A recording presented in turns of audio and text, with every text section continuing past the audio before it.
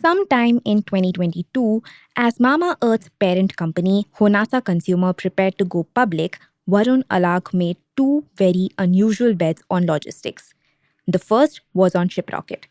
You know, the shipping aggregator that tells you your Myntra or Amazon delivery is on the way.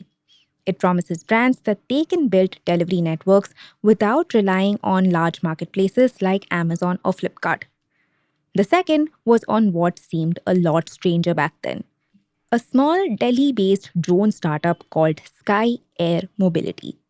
You see, at the time, more than a third of Hunasa's sales was still coming through those same large online marketplaces. So, Alagh's wager wasn't really about drones. It was about whether brands could one day escape the infrastructure edge that marketplaces held over them. Cut to 4 years later, those two bets have converged. In 2026, ShipRocket integrated Sky Air into its same day delivery network. Together, they now move parcels from brands like Mamaearth, Jiva, Lenskart, and Bombay Shaving Company. In Gurugram alone, Sky Air says it completes more than 6,000 drone deliveries in a day, ferrying everything from groceries and medicines to iPhones across the city, and their client list reads like a who's who of Indian e-commerce. Flipkart, Zepto, Big Basket, Tata 1MG, Blue Dart, and even DTDC. Now, Sky Air isn't even an outlier in this drone space, by the way. Commercial drone deliveries are only getting more and more popular.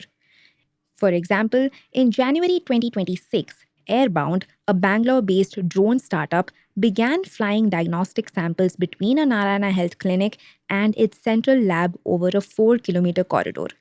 Blood samples that earlier took up to 4 hours by road now arrive in 10 minutes and has entirely replaced the hospital's road network.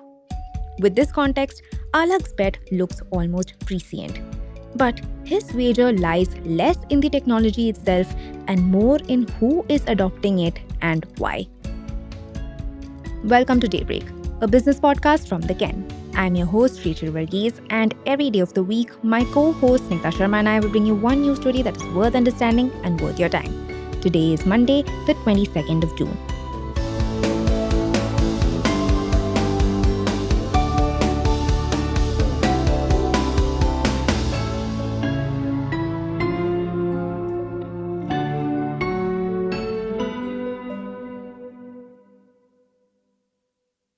A gated apartment complex in South Bangalore. That's where the economics of the drone delivery promise became visible. In May 2025, Big Basket and Sky Air announced a partnership to test aerial grocery delivery at a 2,500 flat complex on Kanakapura Road. If you were a resident of Prestige Falcon City and placed an order on the Big Basket app, say for a liter of milk or a packet of bread, a Sky Air drone would pick up the goods at a dark store a few kilometers away and fly over at 45 kilometers per hour, bypassing the infamous Bangalore traffic entirely. The drone would reach the complex in under 3 minutes. It would drop off the order in a booth like receptacle, which Sky Air calls the Sky Pod, and a dedicated walker from the company would handle the last stretch of the delivery to your doorstep. And that last stretch is actually where the economics get tricky. Let me explain. What normally takes a delivery rider 10 minutes and costs quick commerce companies 35 to 40 rupees, the drone could theoretically do in 3 minutes for 3 rupees. Ankit Kumar, the founder of Sky Air, estimates that those 3 rupees cover the cost for the drone, the battery, the drone operator, and the pod at the drop location, and that cost stays more or less fixed for any delivery within a 7-kilometer radius. But unlike a gig rider who's paid per delivery, a walker has to be paid a fixed daily wage of around 800 rupees. So, the per delivery cost depends entirely on how many deliveries the walker makes. Now, a walker typically takes about 10 minutes to go from the pod to the doorstep and come back again. In theory, that allows for a maximum of 48 deliveries over an 8-hour shift, which would bring the per delivery labor cost down to about 17 rupees. Combined with the cost of the drone, the total is still 50% less than what it costs to pay a bike rider. Now, if that sounds too good to be true, that's because it is. The actual per day delivery numbers are much lower, and that is for two reasons. One is that walkers cannot possibly deliver for 8 hours on foot continuously without breaks. The second and the larger one is that demand is unlikely to arrive at a pod fast enough to keep the walker close to the ceiling of 48 orders. You see, a dark store aggregates orders from across a whole neighborhood. A pod, on the other hand, which is essentially a mini dark store for the walker, serves the apartment complex and maybe a few buildings around it. As a result, walkers usually complete closer to 20 to 30 deliveries a day. At 30 deliveries, the labor cost rises to about 27 rupees per order. At 20, it rises further to 40 rupees, which is actually more expensive than the rider this system was meant to replace.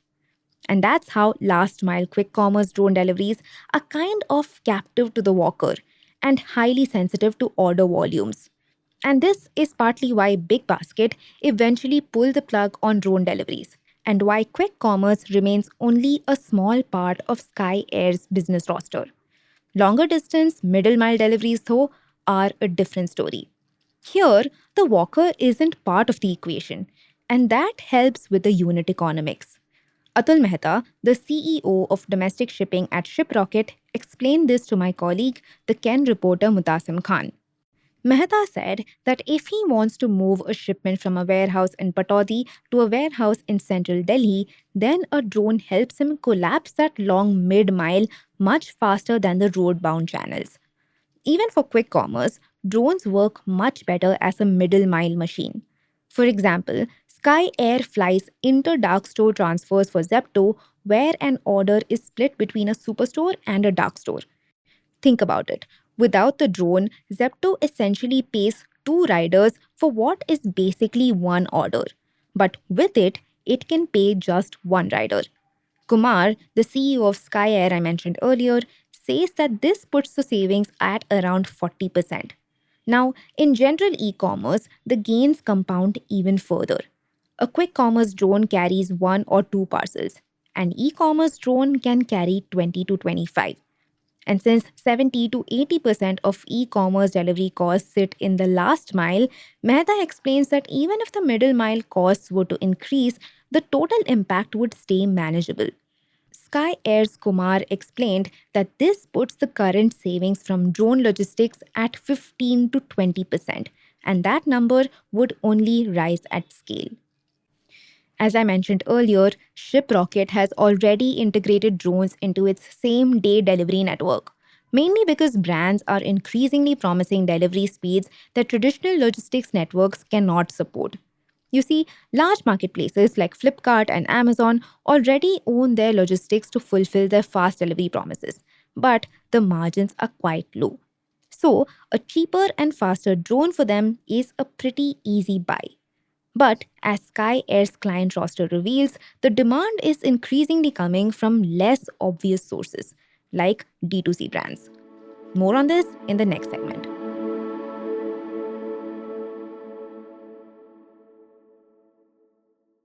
There's a parallel shift that has been going on among D2C brands for years, and drones are now accelerating it.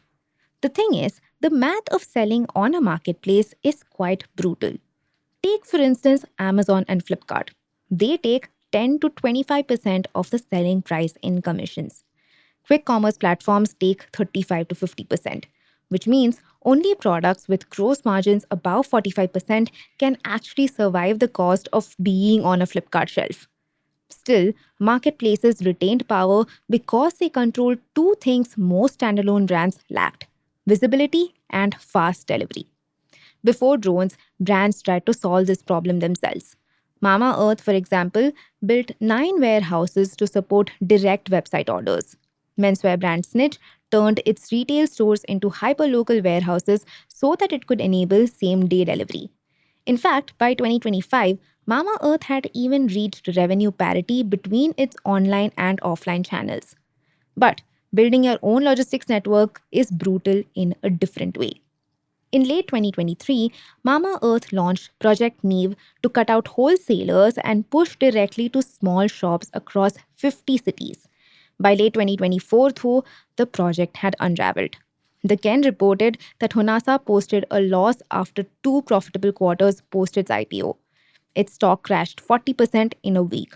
Distributors revolted over near expiry inventory piling up in their warehouses. And Alak described all of this as a short term pain for long term growth.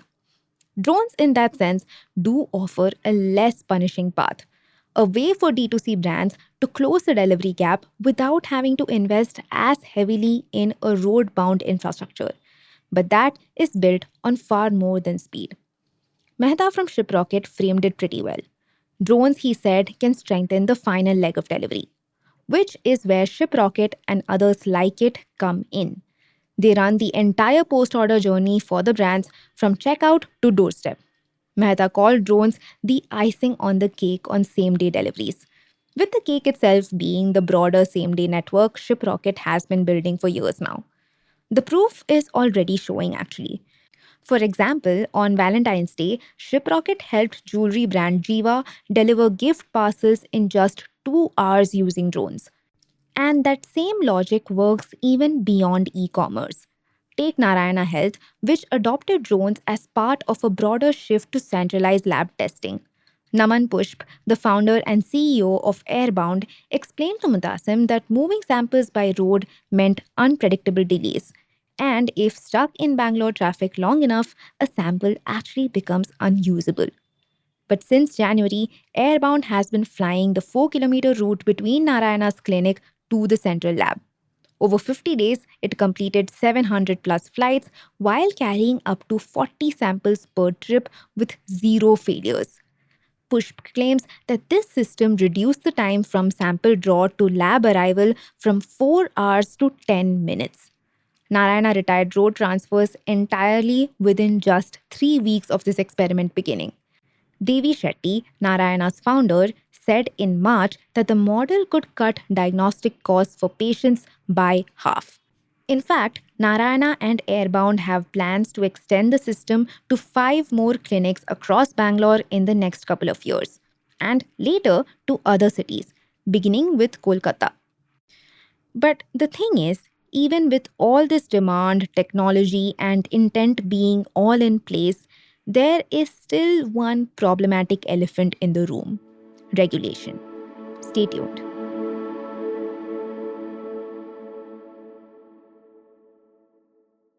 You see, drones have spent their recent years in war zones and surveillance grids, including over India's own borders. And that discomfort now shapes India's regulatory stance towards them. The draft Civil Drone Bill, which was released in September 2025, criminalizes what the existing 2021 rules had treated mostly as a matter of fines. Flying in restricted airspace can now mean up to 3 years in jail. India's aviation regulator, the DGCA or Directorate General of Civil Aviation, classifies every patch of sky into red, yellow, and green zones. Let me explain. The area around every operational airport is a 5-kilometer red ring where flights are prohibited, followed by a yellow zone which extends up to 12 kilometers outwards from it. Remember how I said that Sky Air finishes 6,000 deliveries a day in Gurugram alone?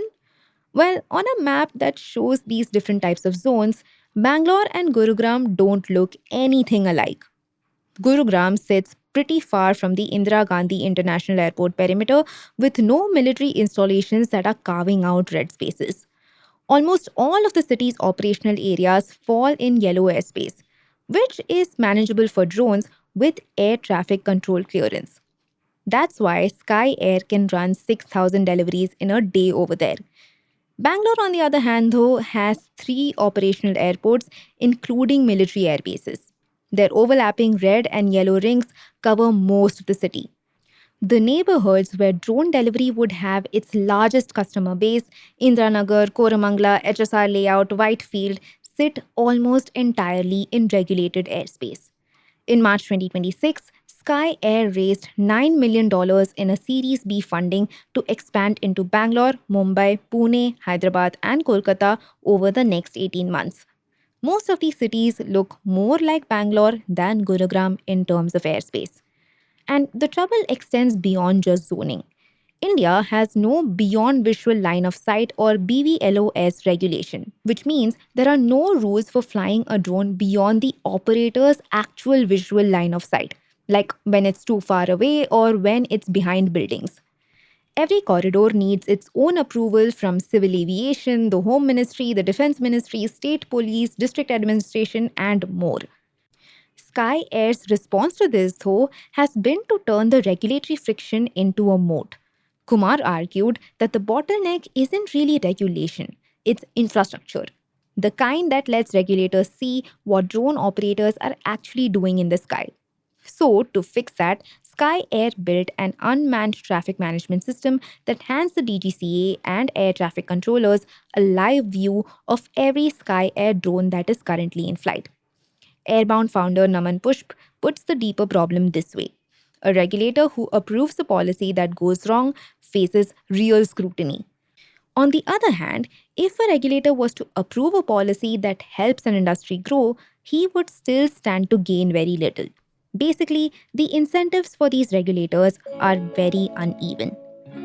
For now, drone delivery in India is being held aloft by a small set of companies who are operating within a thin footprint and a regulatory outlook that is still figuring itself out. But the demand is increasing. And now, what was once a technology in search of a use case has in 2026 become a use case in search of more sky.